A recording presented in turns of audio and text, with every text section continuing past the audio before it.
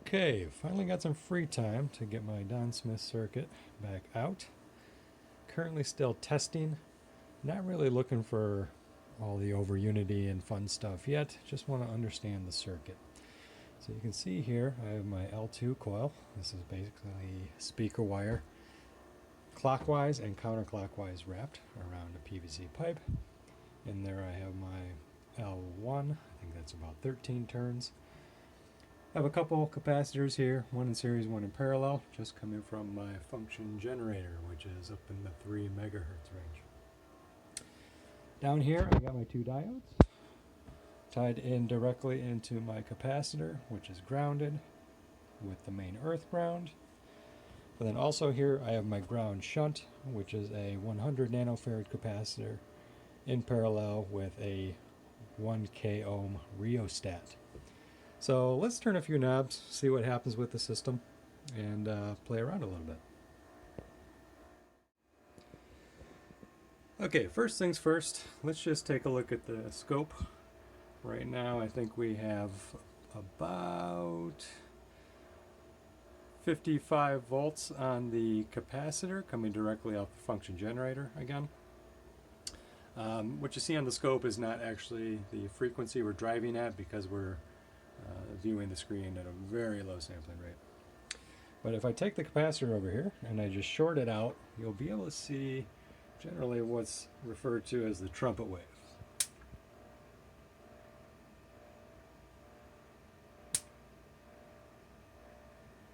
Now what's interesting here, I'll pause it for a second, is capacitors don't charge like that. Capacitors charge with a typical RC time constant curve, and this one seems to be having additional charge and maybe additional current at the top end of the charging profile. Now the final voltage that it kind of resets at seems to be dependent on the frequency, and there seems to be a band that you can work within. Now the lower end of the band will actually give you a faster charging trumpet wave, but a lower final voltage, and the upper end of the band, the megahertz range, will give you a slower charging trumpet wave but a higher final voltage. So let's take a look at that. So we're currently at 3.1 megahertz. Let's see what the charge rate looks like. See, quite fast. Now let's increase to 325. Again, let's look at the charge rate. A little bit slower, but a higher final voltage. And if we go even higher, let's go up to 335.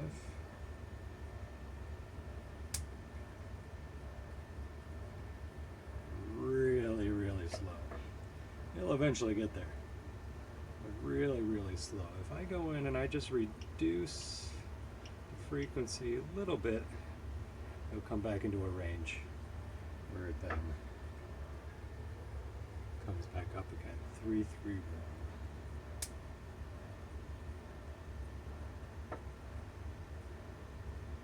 There we go. So now I'm going to place a small resistor across the capacitor so we can kind of see how the system reacts to a very small load. So this is a 100 kilo ohm resistor being placed across the capacitor lazily. So you can kind of see now the system gets into this discharging charging cycle. You still see that kind of slope up that we saw with the trumpet wave. But at a certain point in time, it has to come down below that preset voltage before it decides to start charging up again. And my guess is, during that upslope phase, that's where you want to power your loads, because that's where you have the additional flux going into the system, and that's probably where you get this kind of negative resistance effect.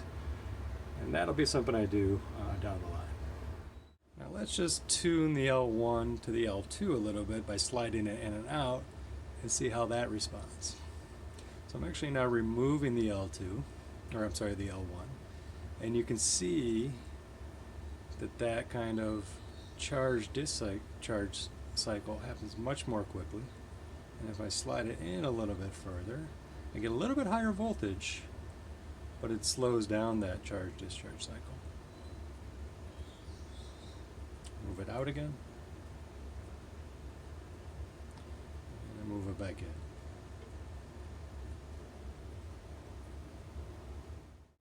Okay, this time I'm placing a 100 kilo ohm potentiometer across the capacitor so we can kind of vary the load resistance and see how the system then responds.